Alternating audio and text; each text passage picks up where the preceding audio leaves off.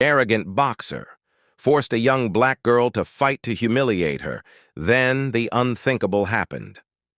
She had trained for months, but nothing could prepare her for the look in his eyes that day, a mix of arrogance and cruelty. He stood across the ring, smirking like he had already won, like she wasn't even worth lacing his gloves for. The match wasn't about skill or sport. It was about putting her in her place, making sure everyone watching knew exactly where she stood in his world. The crowd roared, but she could feel their judgment more than their cheers. And somewhere deep inside, a question burned. Could she survive this fight? Or would she become just another forgotten victim of someone else's ego? Before that night, her life was far from glamorous. She lived in a small apartment above a corner store, the hum of the refrigerator downstairs acting as her lullaby. Mornings started early, clocking in at the diner for the breakfast rush, then rushing to the community center to help with after-school programs. Boxing was her escape of the chaos, one thing that was purely hers. It wasn't just about winning. It was about control, discipline, and proving, if only to herself, that she could be more than what the world expected her to be. The gym she trained in was old, with cracked mirrors and fraying ropes. The smell of sweat hung heavy in the air, and the sound of gloves pounding against bags was the rhythm of her second home.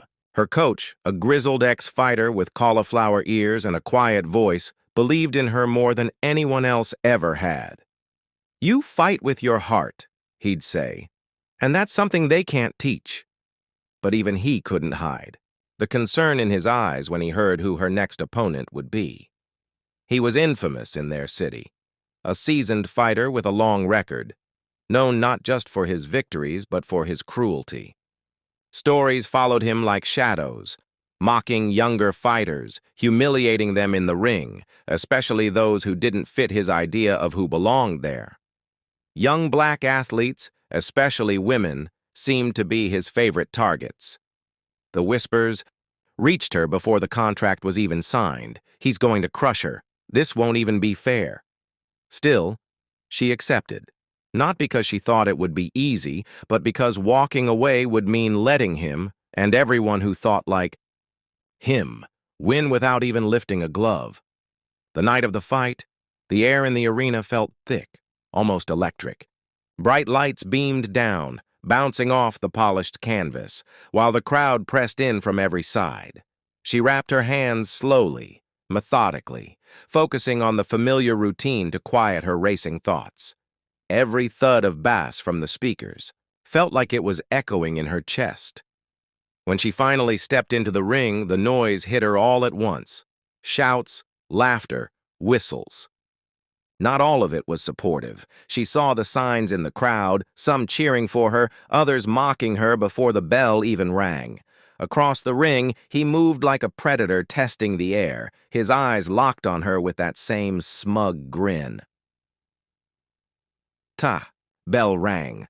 The first punch came so fast, she barely saw it. A sharp jab that rattled her skull and sent a ripple of shock through her body.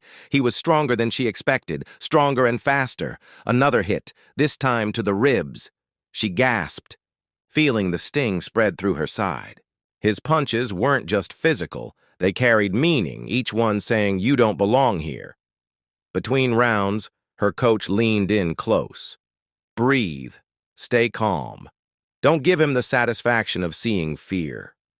She nodded, but inside, fear was exactly what she felt. The next round was worse.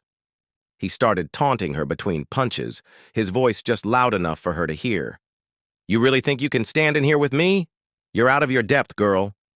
He threw in cheap shots when the referee's view was blocked. Elbows, shoves, quick blows after the bell. The official let them slide and the crowd laughed along. Then it happened. The shove. It wasn't a boxing move. It was a deliberate act of humiliation. He pushed her hard enough that she stumbled and hit the canvas. The laughter roared in her ears, hot and sharp. For a second, she thought about staying down, but something in her refused. She pushed herself up, legs shaky, head spinning, and faced him again. Round after round, the abuse continued. He toyed with her, circling like a cat with a wounded bird. But something was changing. Not in him, but in her. The more he mocked, the more determined she became. She stopped hearing the crowd. She stopped caring about the scorecard. All that mattered was staying on her feet. By the final round, he was cocky, swinging harder, eager to end it with a knockout. Sweat poured down her face, stinging her eyes. But she kept moving, blocking, weaving. And then, it happened. A small, perfect gap in his defense. She didn't think. She just reacted. Her fist connected with his jaw in a clean, precise shot. The sound was sharp, almost like a crack of lightning. He staggered. The grin vanished. The crowd gasped. For the first time all night, the balance shifted. He came at her again, but the swagger was gone. She had taken something from him, a piece of that untouchable arrogance. When the final bell rang, her arms felt like lead. She hadn't won by points, but when the referee raised their hands, she stood taller than ever. The cheers this time were different, louder, fuller, almost proud. Later in the locker room, she sat alone, the aches settling in. She thought about everything she had endured, not just in the ring, but in life. She hadn't beaten him on paper, but she had beaten what he stood for. Her story spread beyond the fight, picked up by local news and shared online.